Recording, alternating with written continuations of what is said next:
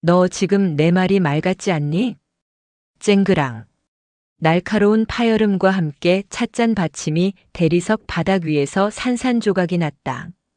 강원도 인제군 원통 터미널 근처 군인들 사이에서는 나름대로 고급스럽기로 소문난 카페 로열의 구석진 VIP룸이었다. 고막을 찢을 듯한 고성의 카페 아르바이트생이 문 쪽을 기웃거렸지만 문 앞에 떡하니 버티고 선 정장 차림의 사내들을 보고는 황급히 고개를 돌렸다. 룸 안의 공기는 시베리아 벌판보다 차가웠다. 소파 한가운데 다리를 꼬고 앉은 여자는 제7보병사단장 박진철 소장의 아내 최미숙이었다. 머리부터 발끝까지 휘감은 명품 로고가 그녀의 콧대만큼이나 번쩍거렸다.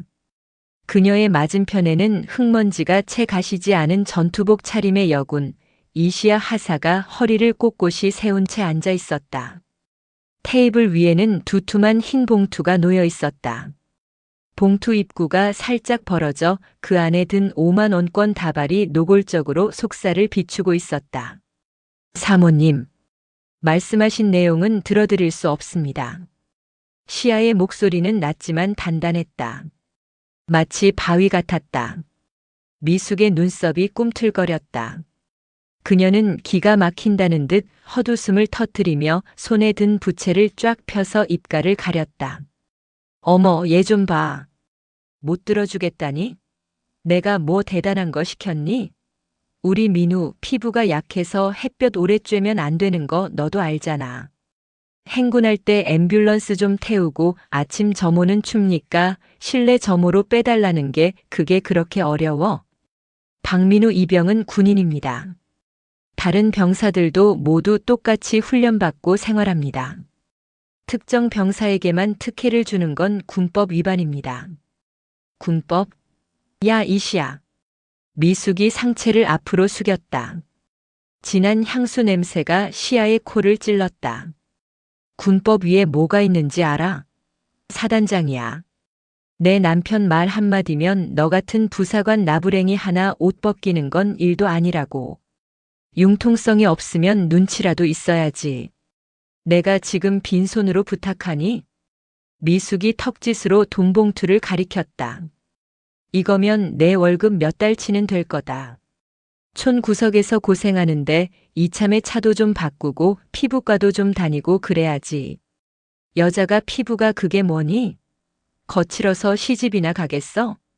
시아는 테이블 위에 봉투를 집어들었다. 미숙의 입꼬리가 승리의 미소로 슬쩍 올라갔다. 그럼 그렇지.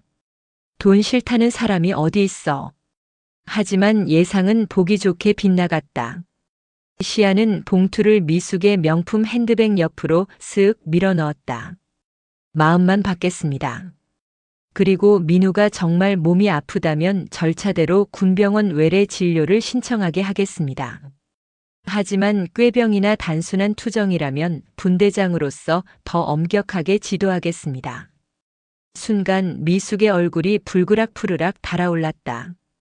그녀는 벌떡 일어나며 테이블을 쾅 내리쳤다. 이게 진짜 보자 하니까. 야, 너 부모가 그렇게 가르치디? 윗사람이 호의를 베풀면 감사합니다 하고 넙죽받아 처먹을 것이지 어디서 훈계질이야. 제 부모님 이야기는 안 하시는 게 좋겠습니다. 시아의 눈빛이 순간 서늘하게 빛났다. 평소에는 순해 보이는 눈매였지만 가족 이야기가 나오자 맹수처럼 날카로워졌다. 하지만 흥분한 미숙의 눈에는 그저 하찮은 하사의 반항으로만 보일 뿐이었다. 어쭈? 눈 안 깔아? 너 내가 누군지 몰라? 나 사단장 사모야. 이 사단 병력 전체가 내 남편 부하라고. 그 말은 곧 내 부하라는 소리야. 미숙의 고함이 좁은 룸 안을 쩌렁쩌렁 울렸다. 죄송하지만 사모님은 민간인이십니다. 제 직속 상관은 중대장님과 대대장님이지 사모님이 아닙니다. 뭐? 민간인? 미숙은 충격으로 말문이 막힌 듯 입을 뻐끔거렸다. 감히 내 앞에서 계급 타령도 모자라 민간인 취급을 해? 사단 내에서 여왕처럼 군림해온 그녀에게는 상상조차 할 수 없는 모욕이었다. 미숙은 부들부들 떨리는 손가락으로 시아의 코앞을 삿대질했다. 좋아. 아주 대단한 군인 나셨네.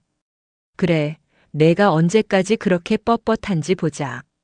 내 아들 털끝 하나라도 상하게 하면 그땐 내가 내년 군복을 직접 찢어발겨 줄 테니까. 시아는 자리에서 일어나 절도 있게 경례를 붙였다. 그럼 복귀해 보겠습니다. 충성. 시아가 뒤도 돌아보지 않고 룸을 빠져나가자 미숙은 분을 이기지 못하고 테이블 위에 있던 물잔을 문 쪽으로 집어 던졌다.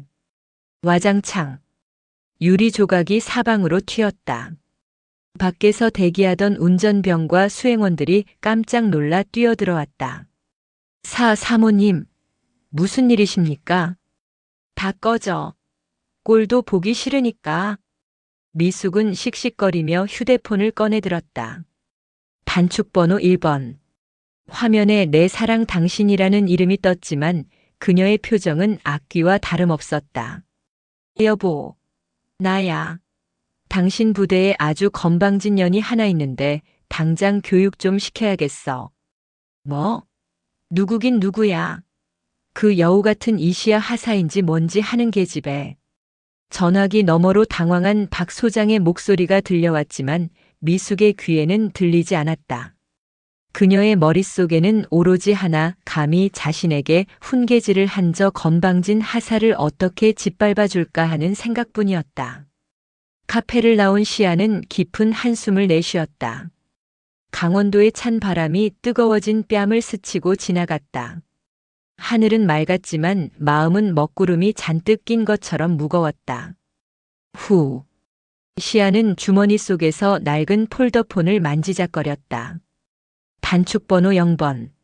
아빠라고 저장된 번호를 꾹 누르고 싶은 충동이 일었다. 아빠, 여기 사단장 3호라는 사람이 정말 이상해. 나더러 돈 받고 아들 특혜 달래. 그렇게 이르면 얼마나 편할까? 아빠, 아니 육군 참모총장 이태산 대장의 말 한마디면 사단장 부부는 그날로 끝장일 것이다. 하지만 시아는 고개를 저으며 휴대폰을 다시 주머니 깊숙이 찔러 넣었다. 안 돼. 내 힘으로 하겠다고 약속하고 나왔잖아. 3년. 딱 3년만 버티고 707 특임대 시험 쳐서 당당하게 인정받을 거야. 시아는 입술을 꾹 깨물었다. 서울 용산구 한남동 공관의 따뜻한 침대와 아빠의 든든한 울타리를 제 발로 차고 나온 건 자신이었다.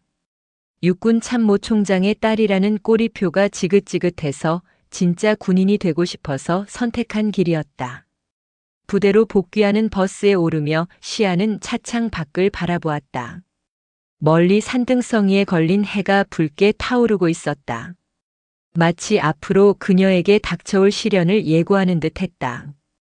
다음 날 아침 제7보병사단 100호 부대 예하 대대장실. 이시야 하사 잠깐 들어오라고 해. 김철수 중령은 인터폰을 내려놓으며 신경질적으로 넥타이를 풀어 헤쳤다. 책상 위에는 조금 전 사단장 박 소장으로부터 내려온 지시사항이 적힌 메모지가 붙어 있었다.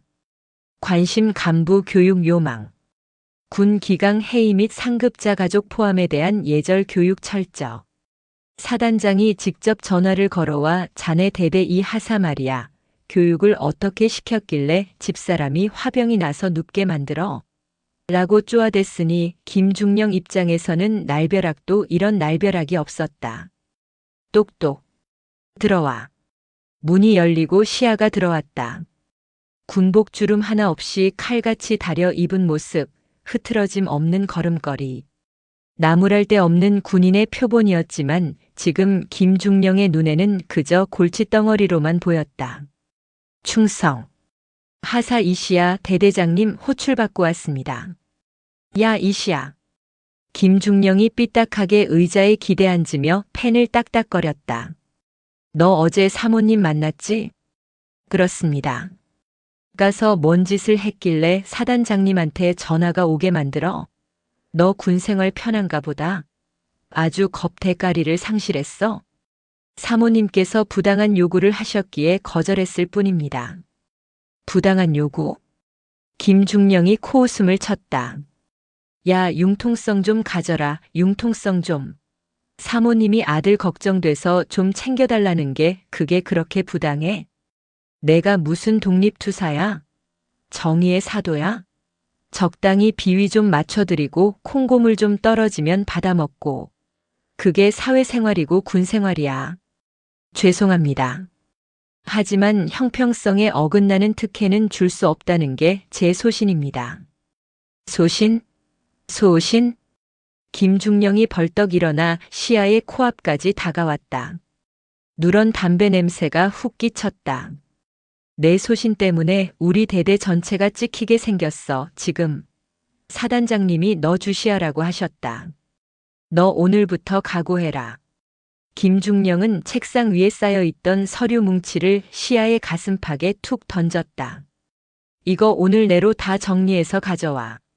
창고 재고 파악부터 지난달 훈련 일지까지 싹 다. 토시 하나라도 틀리면 그땐 영창 갈 각오해. 오늘 오후에는 소대 전술 훈련이 예정되어 있습니다. 누가 훈련 빠지래? 훈련은 훈련대로 하고. 잠을 줄이든 밥을 굶든 알아서 해. 나가. 시아는 바닥에 떨어진 서류를 묵묵히 주워들었다. 억울함이 목구멍까지 차올랐지만 여기서 감정을 드러내면 지는 것이었다. 알겠습니다. 충성. 시아가 나가자마자 김중령은 혀를 찼다. 독한 년. 어디 얼마나 버티나 보자. 내무반으로 돌아온 시아는 한숨 돌릴 틈도 없이 군장을 꾸렸다.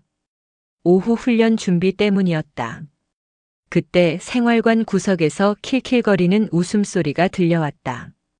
아, 엄마. 진짜라니까? 그 미친 하사가 나 완전 꼽줬어. 어제도 내 관물대 뒤지면서 각 안 잡혔다고 지랄했잖아.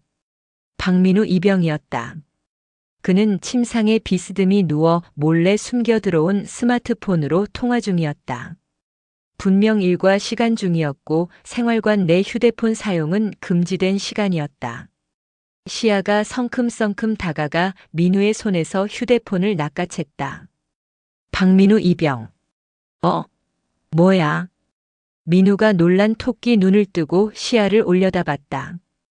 일과 시간 중 휴대폰 무단 사용, 그리고 상관 모욕. 지금 뭐 하는 겁니까? 민우는 잠시 당황하는가 싶더니 이내 비릿한 웃음을 흘리며 자리에서 일어났다. 아, 이 하사님. 아니지, 우리 엄마한테 찍히신 분. 차렷. 좀 봐주죠? 우리 엄마 화나면 무서운 거 어제 겪어보셨잖아요. 폰 좀 씁시다. 엄마가 걱정하시는데 효도 좀 해야죠. 민우는 전혀 반성하는 기색이 없었다. 오히려 믿는 구석이 있다는 듯 뻔뻔했다. 주변의 다른 병사들이 겁에 질려 숨을 죽이고 두 사람을 지켜보았다. 시아는 차가운 눈으로 민우를 내려다보았다. 압수합니다. 그리고 진술서 쓰세요. 일과 후 군장 돌 준비하십시오. 진짜 어이없네. 민우가 시아에게 바짝 다가와 귓속말처럼 속삭였다. 이 하사님, 적당히 하세요. 제가 엄마한테 전화 한 통 더 하면 님 진짜 군생활 종치는 수가 있어요. 나 우리 아빠 아들인 거 잊었어요? 그 순간 시아의 머릿속에서 툭 하고 무언가 끊어지는 소리가 들렸다. 그녀는 민우의 눈을 똑바로 응시하며 나직이 말했다. 그래. 해봐. 어디 한번 끝까지 가보자. 시아의 눈빛에서 뿜어져 나오는 기세에 민우는 저도 모르게 뒷걸음질 쳤다. 그저 깐깐한 여군인 줄만 알았는데 방금 본 눈빛은 마치 맹수의 그것과 같았다. 하지만 민우는 몰랐다. 자신이 건드린 이 여군이 자신의 아버지가 쩔쩔매는 육군 참모총장이 가장 아끼는 막내딸이라는 사실을. 그리고 이 싸움이 자신의 집안을 뿌리째 뽑아버릴 거대한 태풍의 시작이라는 것을. 강원도 인제군의 겨울은 유난히 빨리 찾아왔다. 11월 초입이었지만 해가 지면 살을 애는 듯한 칼바람이 불어왔다. 하지만 이시야 하사에게는 이 추위보다 더 혹독한 것이 부대 내의 공기였다. 이 하사 잠깐 이리 와봐. 행정보급관 박 상사의 부름에 시야는 쥐고 있던 삽을 내려놓고 뛰어갔다. 며칠 전 내린 눈을 치우느라 장갑은 이미 축축하게 젖어 있었다. 부르셨습니까? 거기 제설 작업은 애들 시키고 자네는 저기 사단장님 관사 쪽으로 좀 가봐야겠다. 관사 말씀입니까? 거기는 관사관리병 소관입니다. 박 상사는 곤란한 듯 뒷머리를 극적이며 눈을 피했다. 아, 나도 아는데 말이야. 위에서 지시가 내려와서 어쩔 수가 없네. 사모님이 굳이 이 하사를 콕 집어서 보내라고 하셨다는데 어쩌냐. 가서 김장독 좀 묻어드리라고 하던데. 시야의 눈썹이 꿈틀했다. 김장독이라니. 일과 시간에 전투복을 입은 부사관을 불러내 사적인 가사 노동을 시키겠다는 의도가 명백했다.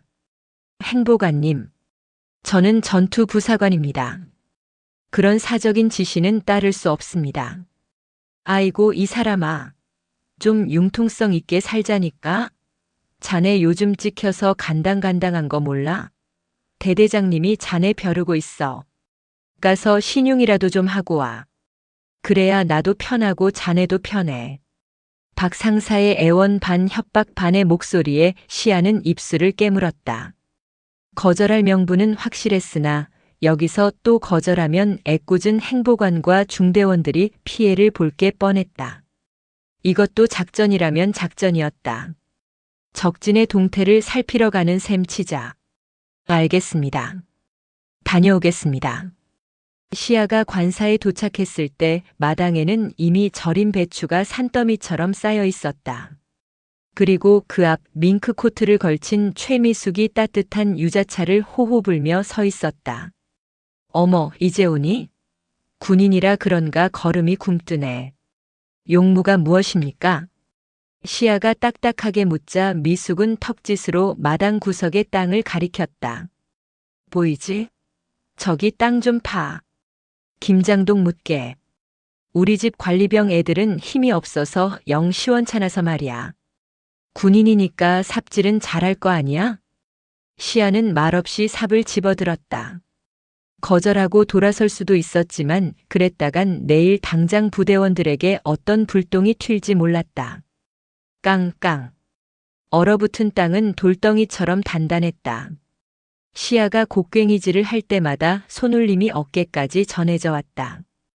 땀방울이 맺히고 숨이 턱턱 막혀왔지만 미숙은 따뜻한 차를 마시며 마치 동물원 원숭이를 구경하듯 시야를 바라보았다. 어우 잘하네. 진작 이렇게 고분고분하게 굴 것이지. 여자가 너무 뻣뻣하면 매력이 없어. 안 그래?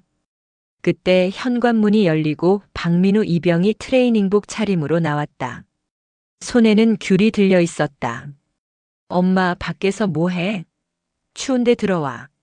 우리 아들. 엄마가 일꾼 부려서 일 좀 시키고 있어. 너도 인사해. 내 분대장님 오셨다. 민우가 입에 귤을 우물거리며 힐끗 시야를 쳐다보았다. 흑투성이가 되어 땅을 파는 분대장의 모습에 그는 비릿한 조소를 날렸다. 아, 충성. 고생하시네요, 이 하사님. 삽질폼이 아주 예술이십니다. 시야는 대꾸하지 않고 묵묵히 땅만 팠다. 민우는 킬킬거리며 엄마의 팔짱을 꼈다. 엄마, 나 내일 행군인데 발바닥 아플 것 같아. 깔창 좀 비싼 걸로 사줘. 아이고, 우리 새끼. 발 아프면 안 되지. 엄마가 대대장한테 말해서 앰뷸런스 태워달라고 할게. 걷지 마, 걷지 마. 무릎 상해. 모자의 대화는 노골적으로 시야의 귀를 자극했다. 땅을 파던 시야의 손에 힘이 들어갔다. 흙덩이가 튀어 미숙의 밍크코트 자락에 살짝 묻었다. 엄마야, 이거 뭐야? 미숙이 기겁을 하며 소리쳤다. 너 지금 일부러 그랬지? 내 옷에 흙 튀기려고 일부러 세게 팠지? 실수입니다. 땅이 얼어서 그렇습니다. 실수? 웃기고 있네. 야, 당장 무릎 꿇고 닦아. 어디 감히 몇백만 원짜리 옷에 흙탕물을 튀겨? 미숙이 꽥 소리를 질렀다. 민우도 옆에서 거들었다. 와, 이 하사님 진짜 인성 문제 있네. 사과 안 하세요? 우리 엄마 놀라셨잖아요. 시아는 삽을 땅에 꽂아두고 천천히 허리를 폈다. 그리고 똑바로 미숙을 응시했다. 사모님, 저는 군인입니다. 국민의 생명과 재산을 보호하기 위해 존재하지 사모님의 옷을 닦기 위해 존재하는 사람이 아닙니다. 정 불쾌하시면 세탁비 청구하십시오. 법적으로 배상해 드리겠습니다. 뭐? 법적? 미숙이 뒷목을 잡고 휘청거렸다. 민우야, 들었지? 전현이 지금 나를 협박한다. 법? 그래, 법대로 해보자 이거지. 좋아. 아주 끝장을 보자. 미숙의 눈에 살기가 돌았다. 그녀는 당장이라도 시아의 머리채를 잡고 싶었지만 꾹 참고 표독스러운 미소를 지었다. 더 잔인한 방법이 떠올랐기 때문이었다. 가라. 꼴도 보기 싫으니까 당장 내 눈앞에서 꺼져. 대신 내일 아침부터 내 군 생활이 지옥으로 변해도 원망하지 마라. 시아는 묵례를 하고 돌아섰다. 등 뒤로 미숙의 악담이 쏟아졌지만 그녀는 묵묵히 부대를 향해 걸었다. 주먹을 얼마나 세게 쥐었는지 손바닥에 손톱 자국이 깊게 패어 피가 맺혀 있었다. 다음 날부터 시작된 괴롭힘은 그야말로 치졸하고 집요했다. 아침 점호 시간. 중대장이 심각한 표정으로 단상에 섰다. 최근 부대 내에 불미스러운 소문이 돌고 있다. 간부가 병사에게 금품을 요구했다거나 특정 병사를 편애한다는 투서가 들어왔다. 중대장의 시선이 노골적으로 시아에게 머물렀다. 연병장의 도열한 병사들의 수군거림이 파도처럼 일렁였다. 이시야 하사. 하사 이시야. 오늘부로 자네 분대장 보직 해임이다. 당분간 대기 발령 상태로 행정반에서 근신하도록. 중대장님, 해명할 기회를 주십시오. 저는 금품을 요구한 적이 없습니다. 오히려. 시끄러워. 감찰 조사가 끝날 때까지 입 다물고 있어. 명령이다. 중대장은 시아의 말을 싹둑 잘라버렸다. 이미 대대장 김중령과 사단장 라인을 통해 입이 맞춰진 상태였다. 진실 따위는 중요하지 않았다. 중요한 것은 사모님의 심기를 건드린 죄인을 처벌하는 퍼포먼스였다. 시아는 입술을 깨물며 고개를 숙였다. 억울함에 눈시울이 뜨거워졌지만 병사들이 보는 앞에서 울 수는 없었다. 행정반 구석 책상 하나가 시아의 새로운 자리였다. 하지만 일거리는 주어지지 않았다. 그저 투명 인간 취급이었다. 동료 부사관들은 시아의 곁에 오기를 꺼렸다. 점심시간 식당에서도 마찬가지였다.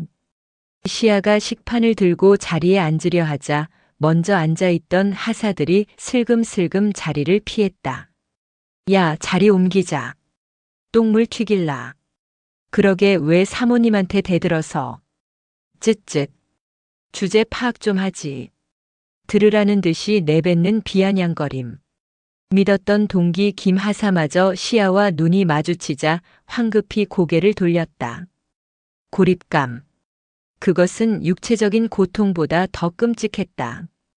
아무도 내 편이 없다는 공포, 거대한 권력 앞에 발가벗겨진 채 서 있는 듯한 무력감.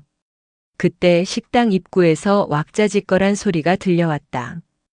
박민우 이병이 동기들과 함께 들어오고 있었다. 그는 깁스를 한 팔을 과시하듯 흔들며 시아의 옆을 지나갔다. 아, 군생활 편하다. 역시 사람은 줄을 잘 서야 해. 안 그래요, 이 하사님? 아, 이제 분대장 아니시지? 민우는 킬킬거리며 시아의 식판을 툭 쳤다. 국물이 튀어 시아의 전투복에 얼룩이 졌다. 어이쿠, 미안합니다. 손에 힘이 없어서. 시아는 숟가락을 내려놓았다. 더 이상 밥이 넘어갈 것 같지 않았다. 참아야 한다. 여기서 폭발하면 저들이 원하는 대로 되는 거야. 시아는 속으로 숫자를 세며 호흡을 골랐다. 아버지의 얼굴이 떠올랐다. 시아야, 군인은 명예를 먹고 산단다. 그 어떤 순간에도 품위를 잃지 마라. 아버지가 임관식 날 달아주셨던 계급장이 오늘따라 무겁게 느껴졌다. 시아는 얼룩진 전투복을 닦아내며 다짐했다. 이대로 무너지지 않겠다고. 내가 잘못한 것이 없으니 반드시 바로잡겠다고. 그날 밤 시아는 아무도 없는 생활관 침상에 누워 수첩을 꺼냈다. 그리고 꼼꼼하게 기록을 시작했다. 11월 5일. 사단장 배우자 최미숙 금품 수수 시도 및 청탁. 거절하자 폭언. 11월 7일. 사적 지시관사 김장독 매설 및 인격 모독. 11월 8일. 중대장의 부당한 보직 해임 및 명예훼손. 박민우 입영. 상관 모욕 및 근무 태만. 볼펜을 쥔 손에 힘이 들어가 글씨가 삐뚤빼뚤했다. 이것은 단순한 일기가 아니었다. 훗날 이들을 심판대에 세울 칼날이 될 증거였다. 일주일 뒤 혹한기 전술 훈련이 시작되었다. 근신 중이던 시아에게도 훈련 참가는 허락되었다. 아니, 허락이라기보다는 괴롭히기 위한 수단이었다. 이시야 하사, 자네는 이번 훈련에서 탄약 관리관을 맡는다. 탄약통 메고 선두에서 이동해. 남성 군인들도 힘겨워하는 30kg짜리 탄약통을 메고 산악 행군을 하라는 지시였다. 대놓고 골탕 먹이겠다는 심산이었다. 하지만 시아는 군말 없이 군장을 꾸렸다. 차라리 몸이 힘든 게 마음 편할 것 같았다. 강원도의 산악 지형은 가팔랐다. 영하 15도의 추위 속에서 입김이 하얗게 얼어붙었다. 시아는 묵묵히 탄약통을 메고 걸었다. 어깨가 짓눌려 살점이 떨어져 나갈 것 같았지만 이를 악물고 버텼다. 문제는 야영지에서 터졌다. 박민우 이병이 텐트 안에서 핫팩을 터뜨리다 부주의로 침낭을 태워 먹은 것이다. 다행히 화재로 번지지는 않았지만 민우의 손등에 가벼운 화상이 생겼다. 아, 뜨거워. 아, 나 죽어. 엄마 불러줘. 민우는 마치 팔이 잘리기라도 한 것처럼 고래고래 소리를 질렀다. 의무병이 달려와 응급처치를 했지만 그는 막무가내였다. 이게 다 이시야 때문이야. 저 여자가 나한테 불량 핫팩 줬어. 일부러 나 엿먹이려고 그런 거라고. 말도 안 되는 억지였지만 대대장은 즉시 상부에 보고했다. 그리고 1시간도 채 지나지 않아 부대 위병소에 검은색 세단이 들이닥쳤다.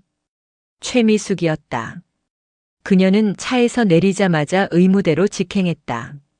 그녀의 발에는 급하게 나왔는지 털이 달린 삼선 슬리퍼가 신겨져 있었다. 내 아들, 민우야. 어디 다쳤어? 의무대 천막을 젖히고 들어온 미숙은 손등에 붕대를 감은 민우를 보자마자 대성통곡을 했다. 아이고, 이 귀한 손에 흉지면 어떡해. 어떤 년이야? 어떤 년이 관리를 이따위로 했어. 그때 탄약 재고를 파악하고 돌아오던 시아가 천막 안으로 들어왔다. 탄약 반납 확인하러 왔습니다. 미숙의 고개가 획 돌아갔다. 그녀의 눈이 시뻘겋게 충혈되어 있었다. 너 잘 만났다. 미숙은 다짜고짜 시아에게 달려들었다. 내년이 기어코 내 아들을 잡아? 내가 경고했지? 내 아들 털끝 하나라도 건드리면 죽여버린다고. 진정하십시오.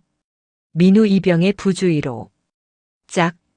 설명할 틈도 없었다. 미숙은 신고 있던 슬리퍼 한 짝을 벗어 시아의 뺨을 잇는 힘껏 후려쳤다. 둔탁하면서도 날카로운 파열음이 천막 안을 울렸다. 고무 밑창에 묻어있던 흙과 모래가 시아의 얼굴을 긁고 지나갔다. 순간 시아의 고개가 옆으로 돌아갔다. 뺨에서 화끈거리는 통증과 함께 비릿한 피맛이 입안에 감돌았다. 입술이 터진 것이다. 주변에 있던 의무관과 병사들이 모두 얼어붙었다. 민간인이, 그것도 사단장 부인이 제복 입은 군인을 폭행한 초유의 사태였다. 너 같은 건 군인도 아니야. 살인자지. 어디서 1001개 기어들어와서 내 금쪽 같은 아들을 다치게 해. 너 오늘 제삿날인 줄 알아. 미숙은 분이 안 풀리는지 슬리퍼를 쥔 손을 부들부들 떨며 다시 한번 팔을 치켜들었다. 한 대 더 맞아. 정신 차리게. 붕. 다시 한번 슬리퍼가 허공을 갈랐다. 하지만 이번에는 타격음이 들리지 않았다. 탁. 시아가 미숙의 손목을 낚아챘기 때문이었다. 이거 놓지 못해? 미숙이 비명을 질렀다. 시아의 악력은 상상을 초월했다. 특수부대를 목표로 단련해온 근육이었다. 미숙이 아무리 발버둥 쳐도 바위처럼 꿈쩍도 하지 않았다. 시아는 고개를 천천히 돌려 미숙을 바라보았다. 터진 입술 사이로 붉은 피가 한 줄기 흘러내렸다. 하지만 그녀의 눈빛은 그 어느 때보다 차갑게 가라앉아 있었다. 사모님. 시아의 목소리는 낮았지만 천막 안의 모든 소음을 집어삼킬 만큼 위압적이었다. 지금 하신 행동, 군사시설 내 민간인 난동 및 초병 폭행죄에 해당합니다. 현행범으로 체포할 수도 있습니다. 뭐? 체포? 야, 대대장. 김중령 어딨어?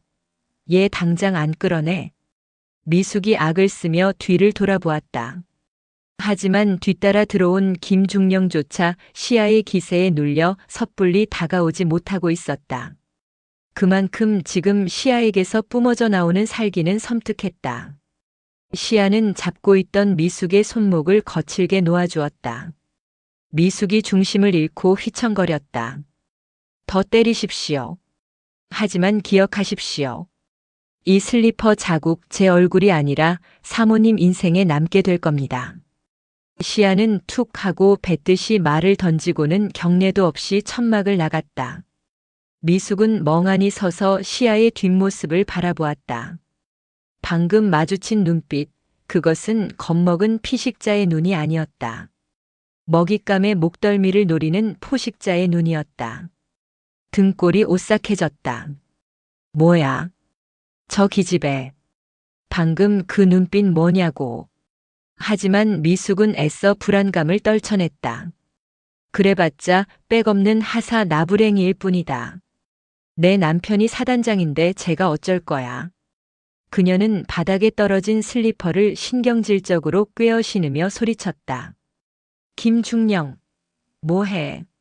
당장 전현 헌병대 불러서 영창 쳐넣어. 명령 불복종의 하극상으로 엮어서 당장. 천막 밖 차가운 밤 공기 속에서 시아는 터진 입술을 손등으로 닦아냈다. 붉은 피가 하얀 눈 위에 떨어졌다.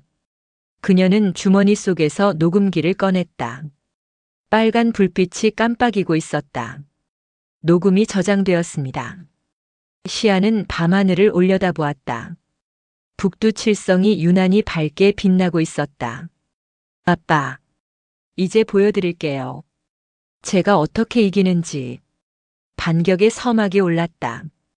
이시야 하사 관물대 비워.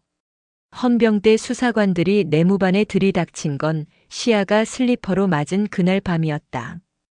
헌병 완장을 찬 그들은 마치 테러범을 제압하듯 거칠게 시아를 밀치고 관물대를 뒤지기 시작했다. 지금 뭐 하시는 겁니까? 영장은 있습니까? 시아가 항의했지만 선임 수사관인 박 상사는 코웃음을 쳤다. 영장? 긴급 체포에 영장이 뭐가 필요해? 너 사단장님 사택에서 귀금속 훔쳤다는 제보가 들어왔어. 무슨 소리입니까? 저는 훔친 적 없습니다. 시끄러워. 뒤져보면 알겠지. 와르르. 시아의 관물대에서 전투복과 속옷들이 바닥으로 쏟아졌다. 수사관들은 구나 밑창까지 뜯어내며 이잡듯이 뒤졌다. 그리고 잠시 후 박 상사의 손이 시아의 겨울용 깔깔 이방 상내피 주머니로 쑥 들어갔다. 어라? 이건 뭐냐? 박 상사가 꺼내든 것은 반짝이는 다이아몬드 반지였다. 최미숙이 평소 끼고 다니던 알이 굵은 5캐럿짜리 반지였다. 내무반에 있던 병사들이 숨을 헉 들이켰다. 시아의 눈이 커졌다. 그게 왜 제 옷에 있습니까? 왜 있긴? 내년이 훔쳤으니까 있지. 증거 확보했다. 현행범으로 체포해. 이건 함정입니다. 저는 본 적도 없는 물건입니다. 시아가 소리쳤지만 수사관들은 양쪽에서 시아의 팔을 꺾어 제압했다. 수갑이 차가운 금소금을 내며 손목을 조여왔다. 이 모든 상황을 내무반 문 밖에서 지켜보던 사람이 있었다. 박민우 이병이었다. 그는 킬킬거리며 휴대폰에 문자를 찍었다. 엄마 미션 클리어. 반지는 내가 잘 넣어뒀어. 이제 개 끝났어. 수사관들에게 질질 끌려가면서 시아는 민우와 눈이 마주쳤다. 민우는 입모양으로 잘 가라라고 속삭이며 손을 흔들었다. 시아는 입술을 깨물었다. 터진 입술에서 다시 피가 배어나왔다. 이렇게 나온다 이거지? 도둑 누명까지 씌워서 나를 매장하겠다. 억울함에 가슴이 터질 것 같았지만 시아는 발버둥 치지 않았다. 오히려 차갑게 가라앉은 눈으로 그들의 얼굴 하나하나를 기억했다. 헌병대 조사실은 지하에 있었다. 창문 하나 없는 좁은 방 책상 하나와 의자 2개가 전부인 그곳은 냉기가 감돌았다. 자, 좋게 말할 때 불어. 견물생심이라고 사모님 반지가 탐나서 훔쳤습니다. 그리고 들킬까봐 사모님을 밀쳤습니다. 딱 이거잖아. 인정하면 정상 참작해줄게. 박 상사는 이미 작성된 조서를 책상 위에 던졌다. 거기엔 시아가 절도범이자 폐륜적인 폭행범으로 묘사되어 있었다. 저는 훔치지 않았습니다. 반지는 누군가 제 옷에 넣은 겁니다. 그리고 사모님이 저를 먼저 폭행하셨습니다. 의무대 CCTV를 확인해 주십시오. CCTV? 아, 그거? 공교롭게도 오늘따라 고장이 났다네. 증거는 내 주머니에서 나온 반지뿐이야. 어디서 거짓말을 해. 쾅. 박 상사가 책상을 내리쳤다. 너 하나 죽이는 건 일도 아니야. 위에서 너 옷 벗기라고 지시 떨어졌어. 그냥 사인해. 아니면 내 군생활뿐만 아니라 내 인생 전체를 빨간 줄로 그어줄 테니까. 조사실의 형광등이 지직거리며 깜빡였다. 시아는 수갑찬 2손을 무릎 위에 올리고 눈을 감았다. 절대적인 고립, 누명, 협박. 보통 사람이라면 멘탈이 나가서 시키는 대로 서명을 했을 상황이었다. 하지만 그들은 몰랐다. 시아가 누구의 딸인지, 그녀가 자라오면서 어떤 교육을 받았는지. 호랑이 굴에 들어가도 정신만 차리면 산다. 시아는 천천히 눈을 떴다. 변호인 선임을 요청합니다. 그리고 군 검찰에 정식으로 수사를 의뢰하겠습니다. 제 지문이 반지에 묻어 있는지 감식 요청합니다. 박 상사의 얼굴이 일그러졌다. 이 독한 년이 진짜. 그때였다. 시아의 머릿속에 한 가지 생각이 스쳤다. 헌병대로 끌려오기 직전, 압수당하기 전 몰래 헌병대 화장실에 숨겨둔 그것. 시아는 헌병대 입구에서 몸수색을 당할 때 기지를 발휘해 녹음기가 든 작은 USB를 여자 화장실 변기 물통 뒤에 붙여두었다. 만약 자신이 구속된다면 누군가 그걸 찾아줘야 했다. 하지만 지금 그녀는 도간에 든 쥐였다. 아빠, 지금쯤이면 아시겠지. 시아는 믿었다. 자신이 매일 보내던 생존 신고 문자가 끊기면 아버지가 움직일 것이라는 것을. 서울 용산구 육군참모총장 공관. 대한민국 육군 서열 1위 이태산 대장은 집무실에서 서류를 검토하고 있었다. 창밖으로 보이는 서울의 야경은 평화로웠지만 그의 미간은 좁혀져 있었다. 비서실장. 예, 총장님. 시아한테서 연락 없나? 네. 어제 오후부터 연락이 두절되었습니다. 휴대폰 전원이 꺼져 있다고 합니다. 이태산의 손에 들린 만년필이 뚝 멈췄다. 막내딸 시아는 아무리 바빠도 하루에 한 번 살아있음이라는 짧은 문자라도 보내는 아이였다. 3년 전 신분을 숨기고 부사관으로 입대하겠다고 고집을 부렸을 때도 매일 연락한다는 조건으로 겨우 허락했었다. 위치 추적해. 이미 확인했습니다. 강원도 인제 7사단 헌병대 내부에 신호가 잡힙니다. 헌병대? 이태산의 눈빛이 매섭게 변했다.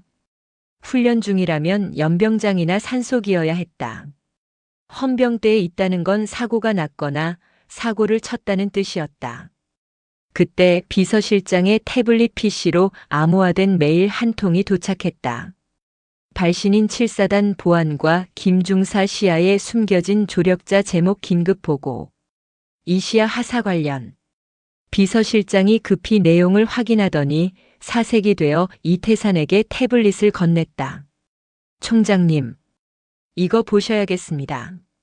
이태산은 태블릿을 받아들었다. 화면에는 김 중사가 몰래 촬영한 사진 한 장과 음성 파일이 첨부되어 있었다. 사진 속 시아의 모습은 처참했다. 입술은 터져 피가 굳어 있었고 뺨에는 선명한 타박상이 있었다. 양손에는 수갑이 채워져 있었다. 그리고 이어진 음성 파일. 너 같은 건 군인도 아니야. 내 아들 털끝 하나라도. 짝. 이 도둑년. 사모님 반지를 훔쳐? 슬리퍼로 때리는 소리, 최미숙의 표독스러운 욕설, 그리고 억지로 자백을 강요하는 수사관의 협박이 적나라하게 담겨 있었다. 뚝. 이태산의 손에 들려있던 몽블랑 만년필이 반으로 부러졌다. 검은 잉크가 그의 손을 타고 흘러내려 마치 검은 피처럼 보였다. 집무실 안의 공기가 순식간에 얼어붙었다. 30년 군 생활 동안 전장의 사신이라 불렸던 사성 장군의 살기였다. 비서실장은 숨조차 쉴 수 없었다. 비서실장. 예. 총장님. 헬기 띄워. 목소리는 더없이 낮고 차분했기에 더 공포스러웠다. 지금 바로 인제로 간다. 수행원은 최소화해. 경호팀장과 자네만 따라와. 사단 측의 방문 통보는 어떻게 할까요? 의전을 준비하려면 시간이. 통보하지 마. 이태산이 자리에서 일어났다. 그의 거대한 등 뒤로 마치 성난 호랑이의 형상이 아른거리는 듯 했다. 내 새끼가 피를 흘리고 있는데 의전? 다 필요 없어. 오늘 내 손으로 그 부대 가루로 만들어버릴 거니까. 한편 7사단 사단장 관사. 박진철 소장과 최미숙은 축배를 들고 있었다. 당신 진짜 일 처리 하나는 깔끔하다니까? 그 계집애 지금 헌병대 유치장에 처박혀서 질질 짜고 있을 거야. 미숙이 와인잔을 돌리며 킬킬거렸다. 박 소장은 껄껄 웃으며 아내의 어깨를 주물렀다. 아이고, 우리 사모님 심기를 건드리면 어떻게 되는지 본보기를 보여줘야지. 김중령한테 보고받았어. 절도죄로 엮어서 내일 바로 구속영장 청구한대. 그리고 불명예 전역시키고 밖에서도 취직 못하게 만들 거야. 아유, 속이 다 시원하네. 그년 눈빛 봤어? 끝까지 바락바락 대드는데 어찌나 재수가 없던지. 내가 슬리퍼로 뺨을 갈겼는데도 눈을 똑바로 뜨고 쳐다보더라니까. 허허, 독종이구만. 걱정 마. 이제 그년 인생은 끝났어. 감히 사단장 와이프한테 덤벼. 그때 거실의 전화벨이 요란하게 울렸다. 헌병대장이었다. 김대령. 왜? 자백 받아냈어? 박 소장이 여유롭게 전화를 받았다. 하지만 수화기 너머의 목소리는 파랗게 질려 있었다. 사단장님, 큰일 났습니다. 뭐야? 호들갑 떨지 말고 보고해. 지금 상황실 레이더에 미확인 헬기가 접근 중입니다. 피하 식별 결과. 육군 본부 소속입니다. 호출 부호가 암이 원암 2-1입니다. 뭐라고? 박 소장의 손에서 와인잔이 툭 떨어졌다. 붉은 와인이 흰 카펫 위로 핏물처럼 번져나갔다. 암이원. 그것은 대한민국 육군에서 단 한 사람, 육군 참모 총장이 탔을 때만 부여되는 호출 부호였다. 야, 이 미친놈아. 총장님이 이 밤중에 여길 왜 와? 예고도 없이. 그게 이미 부대 상공에 진입했습니다. 착륙까지 3분 남았습니다.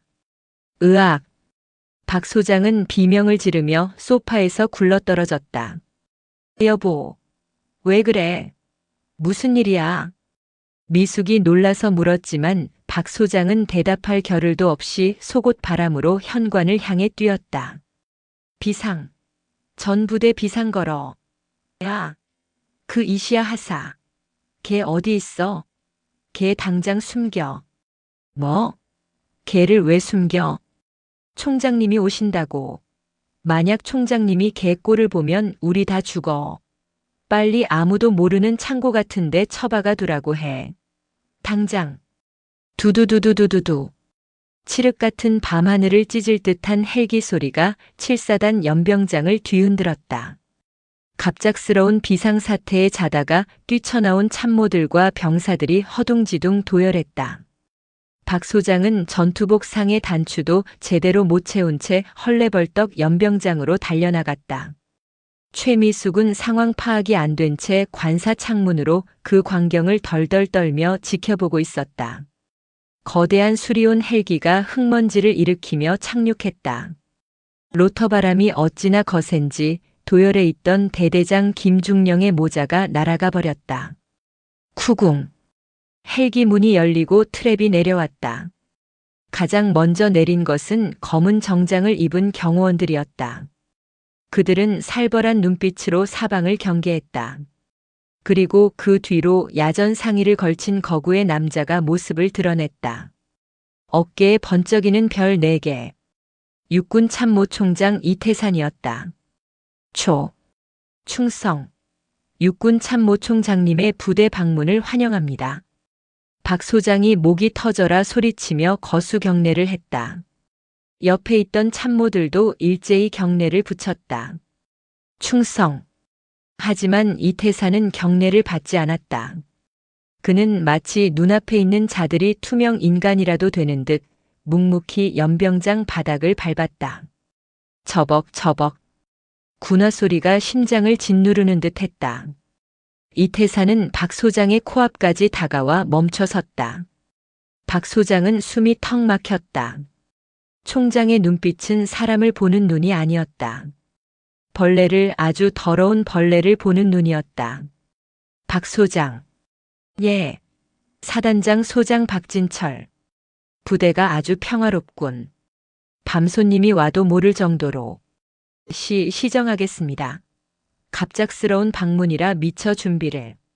내 딸 어디 있나? 이태산의 입에서 나온 말은 엉뚱했다. 박 소장은 순간 귀를 의심했다. 예. 딸이라니요? 내 딸. 이시야 하사. 어디 있느냐고 물었다. 쿵.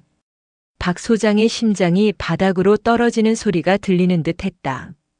옆에 서 있던 김중령은 다리에 힘이 풀려 휘청거렸다. 이시아가. 총장 딸. 그 도둑년 취급받던 하사가. 총장님. 그게 무슨. 못 들었나? 이시야 하사 지금 어디 있냐고. 이태산의 고함이 연병장을 쩌렁쩌렁 울렸다. 그것은 사자의 포효였다. 박 소장은 사색이 되어 입술을 달달 떨었다. 헌병대에 있습니다. 저 절도 혐의로 조사 중이라. 절도? 이태산이 기가 막힌다는 듯 헛웃음을 터뜨렸다. 내 딸이 뭐가 부족해서 도둑질을 해?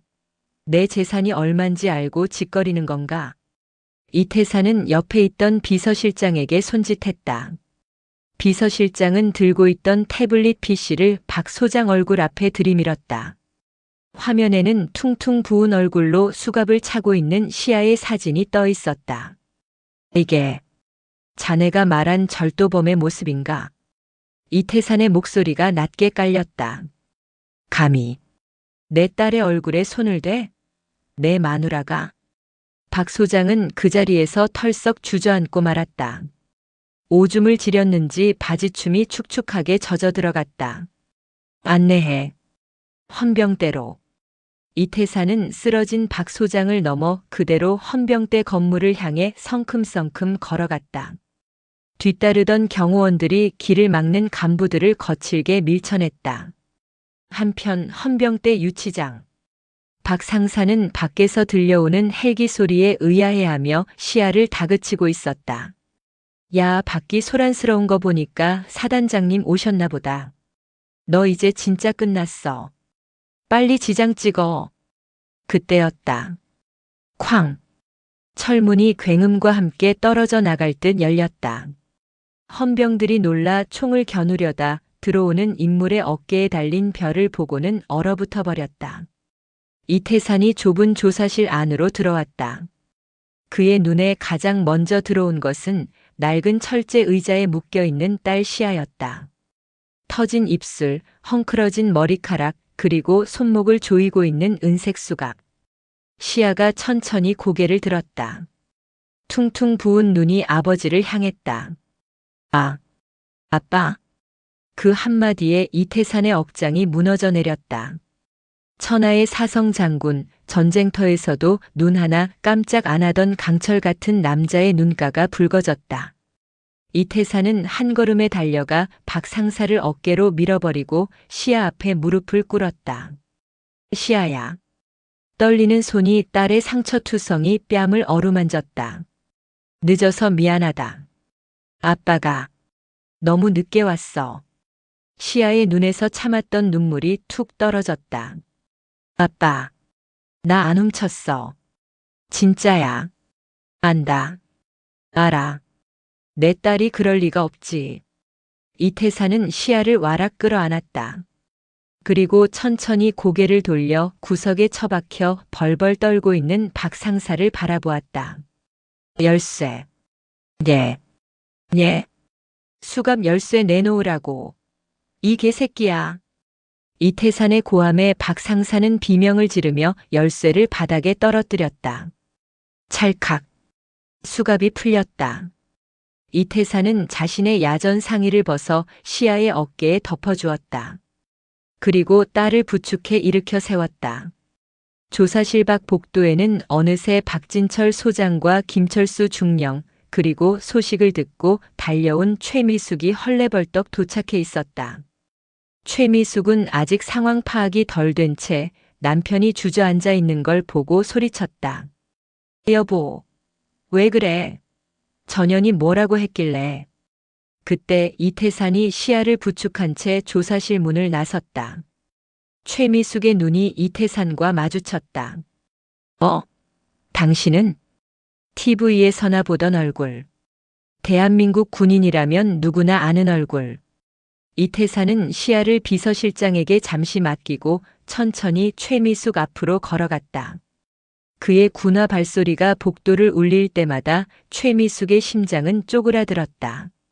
내가 내 딸 뺨을 때린 그 손인가? 이태산이 최미숙의 오른손을 쳐다보며 물었다. 아니, 저기 총장님, 그게 오해가. 최미숙이 뒷걸음질 쳤지만 등 뒤는 벽이었다. 내 딸은 내가 지난 20년 동안 때리기는커녕 큰 소리 한 번 친 적 없이 키운 자식이다. 그런 내 딸을 내가 슬리퍼로 때려. 이태산의 눈에서 푸른 불꽃이 일렁였다. 기대해라. 내 남편의 계급장이 뜯겨나가는 걸 보는 게 고통스러울지 아니면 내가 감옥에서 썩는 게 더 고통스러울지. 아주 천천히 뼈저리게 느끼게 해주마. 최미숙은 그 자리에서 흰자를 보이며 기절해버렸다. 밤은 깊었지만 7사단의 진짜 밤은 이제부터 시작이었다. 피해 숙청이 예고된 밤이었다. 최미숙이 거품을 물고 기절하자 복도는 아수라장이 되었다. 박진철 소장은 아내를 흔들어 깨우려다 이태산 총장의 싸늘한 시선을 느끼고는 엉거주춤 멈췄다. 치워. 이태산의 짧은 명령이 떨어졌다. 예. 저 여자 당장 치우라고. 내 눈앞에 있는 것 자체가 불쾌하니까. 이태산의 손짓에 경호원 2명이 짐짝처럼 최미숙을 들어 올려 의무실 쪽으로 끌고 갔다. 박 소장은 아내를 따라가지도 못하고 발만 동동 구를 뿐이었다. 이태산은 헌병대장에게 고개를 돌렸다. 헌병대장은 식은땀으로 범벅이 된 채 차렷 자세로 떨고 있었다. 헌병대장. 예. 헌병대장 대령 최기철. 지금 즉시 7사단장 박진철 소장, 대대장 김철수 중령, 그리고 강압수사를 진행한 수사관 박 상사. 전원 보직 해임하고 구속 수사해. 구속 말씀입니까? 하지만 사단장님은 장성이라 절차가. 절차? 이태산이 헌병대장의 코앞까지 성큼 다가갔다. 전시 상황에 준하는 비상사태다. 내 명령이 군법이야. 그리고 감찰실장 불러. 이 부대 장부란 장부는 모조리 압수해. 횡령, 청탁, 갑질. 먼지 하나까지 다 털어. 알겠습니다. 헌병대장은 우렁차게 대답하고는 곧바로 부하들에게 손짓했다. 방금 전까지 사단장에게 굽실거리던 헌병들이 이제는 사단장의 양팔을 결박했다. 이건 무효야. 총장님, 제가 누군지 아시지 않습니까? 저 박진철입니다. 육사 후배 아닙니까? 박 소장이 끌려가며 악을 썼다. 하지만 이태산은 그를 쳐다보지도 않고 시아에게 시선을 고정했다. 시아야, 증거 있느냐? 시아는 고개를 끄덕였다. 그리고 비틀거리는 걸음으로 헌병대 화장실 쪽으로 향했다. 잠시 후 그녀의 손에는 물기를 닦아낸 작은 USB 메모리가 들려 있었다. 여기다 있습니다. 저들이 제게 무슨 짓을 했는지. 시아가 조사실 노트북에 USB를 꽂았다. 스피커 볼륨을 최대로 올렸다. 너 같은 건 군인도 아니야. 살인자지. 어디서 1001개 기어들어와서. 짝. 날카로운 타격음이 조사실을 가득 채웠다. 이거 안 치워? 당장 영창 보내기 전에 꺼져. 최미숙의 표독스러운 목소리가 흘러나오자 조사실에 남아있던 간부들의 얼굴이 흑빛으로 변했다. 하지만 이게 끝이 아니었다. 대대장님, 이시야 하사 좀 밟아주세요. 우리 민우가 걔 때문에 길을 못 펴요. 걱정 마십시오, 사모님. 제가 아주 군생활 못하게 만들어버리겠습니다. 김철수 중령과 최미숙의 통화 내용까지 생생하게 재생되었다. 구석에 무릎 꿇고 있던 김중령은 바닥에 머리를 박으며 오열했다. 죽을 죄를 지었습니다. 시키는 대로 했을 뿐입니다. 이태사는 노트북을 탁 덮었다. 더 들을 것도 없군. 그는 뒤를 돌아 끌려가던 박 소장을 세웠다. 박진철. 내 마누라가 내 딸 뺨을 때릴 때 넌 뭘 했나? 낄낄거리고 있었나? 그게 아닙니다. 저는 정말 몰라. 몰랐다면 무능한 거고 알았다면 공범이다. 둘 다 군복 입을 자격 없어. 이태사는 직접 박 소장의 어깨에 손을 뻗었다. 그리고 번쩍이는 투스타 계급장을 거칠게 뜯어냈다. 찍. 옷감이 찢어지는 소리와 함께 박 소장의 어깨가 허전해졌다. 내가 평생 목숨 걸고 달았던 이 계급장. 내 처신 하나 잘못해서 날아간 거야. 원망하려면 내 아내와 내 비겁함을 원망해라. 박 소장은 바닥에 주저앉아 통곡했다. 평생 쌓아올린 탑이 무너지는 순간이었다. 이때 의무실에서 깨어난 최미숙이 비틀거리며 달려왔다. 머리는 산발이 되고 눈화장은 번져서 귀신 같은 몰골이었다. 총장님, 제가 잘못했습니다. 제발 한 번만 용서해 주세요. 최미숙은 이태산의 바짓가랑이를 잡으려 했다. 하지만 경호원들이 그녀를 가로막았다. 이시야 하사님, 아니 아가씨, 내가 미쳤었나 봐요. 우리 민우 봐서라도 제발. 시아가 천천히 최미숙 앞으로 걸어갔다. 그녀는 아직 수갑에 쓸린 손목이 붉게 부어 있었다. 사모님. 시아의 목소리는 차분했다. 민우 봐서라도요? 그럼 민우한테 물어보죠. 시아는 헌병에게 눈짓했다. 잠시 후 생활관에서 자고 있던 박민우 이병이 끌려왔다. 그는 분위기가 심상치 않음을 감지하고 사시나무 떨듯 떨고 있었다. 박민우 이병. 이병 박민우. 내 어머니가 내 관물대에 반지 넣으라고 시켰나? 민우의 눈동자가 심하게 흔들렸다. 엄마를 보면 살려달라는 눈빛을 보내고 있었고 아빠는 계급장이 뜯겨나간 채 울고 있었다.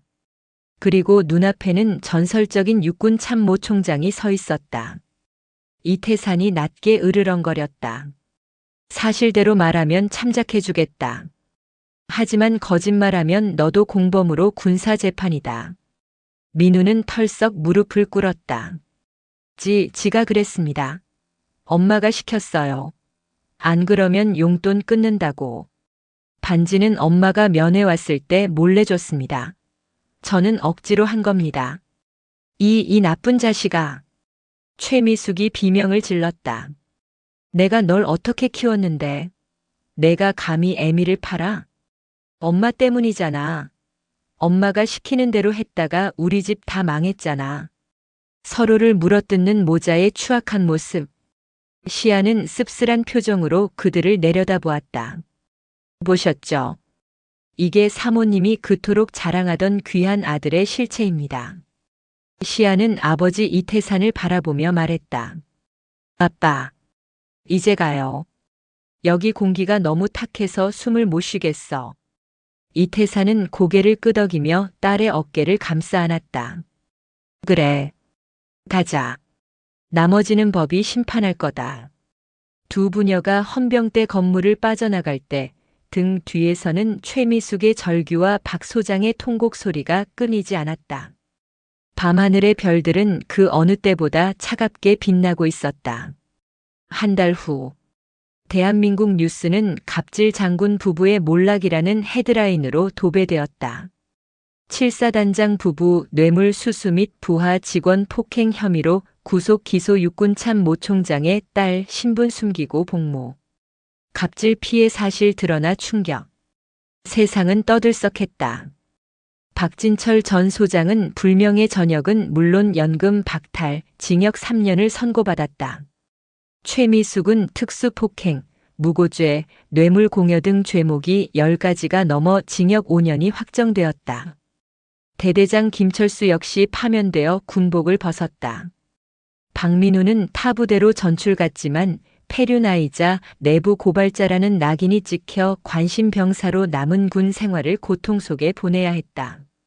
시아는 국군 수도병원에서 치료를 마치고 퇴원했다. 입술의 상처는 아물었지만 흉터는 희미하게 남았다. 시아야. 이태산이 병실 짐을 챙기는 딸을 불렀다. 이제 그만하면 됐다. 본부 인사과에 자리를 마련해뒀어. 편하게 근무하면서 장교 지원해라. 아빠가 도와주마. 시아는 개어놓은 전투복을 가방에 넣으며 고개를 저었다. 아니요, 아빠. 저 전출 지원했어요.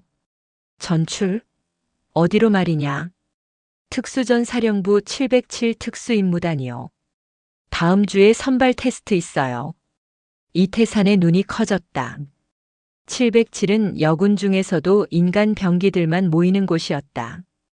거기가 얼마나 힘든 곳인지 알고 하는 소리냐? 내 몸도 아직 성치 않은데. 이번 일 겪으면서 깨달았어요. 제가 약해서 당한 거라고요. 아빠, 딸이라는 배경 없이도 누구도 함부로 건드릴 수 없는 진짜 강한 군인이 되고 싶어요. 시아의 눈빛은 단단했다. 예전의 순둥이 하사가 아니었다. 슬리퍼에 맞고 수갑을 차며 겪었던 수모가 그녀를 강철처럼 단련시켰다. 이태사는 한참 동안 딸을 바라보다가 허허 웃으며 딸의 어깨를 두드려 주었다. 그래, 내 딸 맞구나. 호랑이 새끼가 고양이 흉내를 낼 수는 없지. 가서 보여줘라. 이태산의 딸이 어떤 군인인지. 감사합니다. 충성. 며칠 뒤 서울 구치소 접견실. 이시야 하사는 정복을 말끔하게 차려입고 유리병 너머의 여자를 바라보았다. 푸른 수의를 입은 최미숙. 한 달 전만 해도 명품을 휘감고 다니던 사모님의 모습은 온데간데 없었다. 화장기 없는 얼굴은 쭈글쭈글했고 머리는 하얗게 새어 있었다. 오셨어요? 최미숙이 힘없는 목소리로 물었다.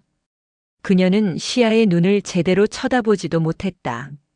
할 말이 있다고 해서 왔습니다. 미안해. 정말 미안해요. 내가 눈이 멀었었나 봐.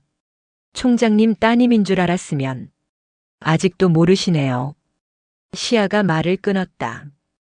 제가 총장 딸이라서 미안한 겁니까?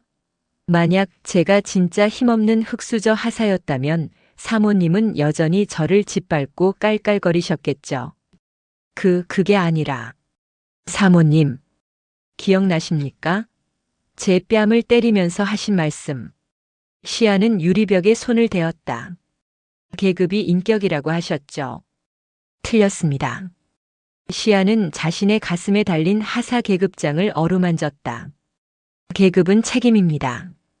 당신 남편은 별 2개의 무게를 견디지 못해서 추락한 거고 당신은 남편의 계급을 당신 것으로 착각해서 괴물이 된 겁니다.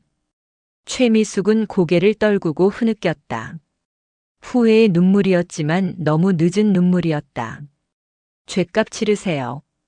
그리고 민우 면회 한 번 안 온다고 들었습니다. 자식 탓하지 마세요.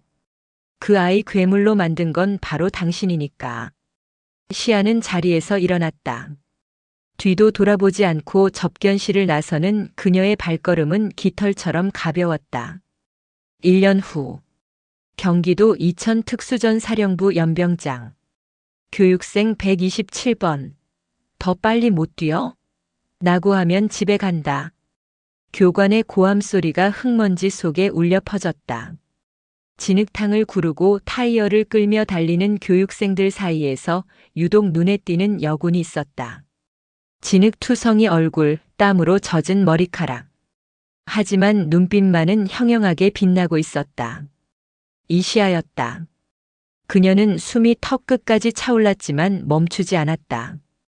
1년 전 차가운 유치장에서 다짐했던 그날의 약속이 그녀의 다리를 움직이게 했다. 나는 누군가의 딸이 아니다.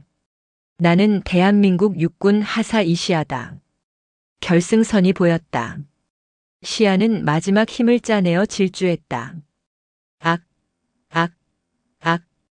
기합 소리와 함께 결승선을 통과한 시아는 바닥의 대자로 뻗었다. 파란 가을 하늘이 눈에 들어왔다. 구름 한 점 없는 맑은 하늘이었다. 이시아 하사. 교관이 다가와 손을 내밀었다. 707 선발을 축하한다. 기록 1등이다.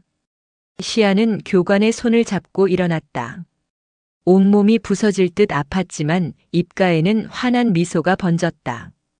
그것은 복수에 성공했을 때의 짜릿함보다 더 값진 스스로 쟁취해낸 승리의 미소였다. 멀리서 불어오는 바람에 흙냄새가 실려왔다. 시아는 끈을 질끈 동여매고 다시 뛰기 시작했다. 그녀의 군 생활은 이제부터가 진짜 시작이었다.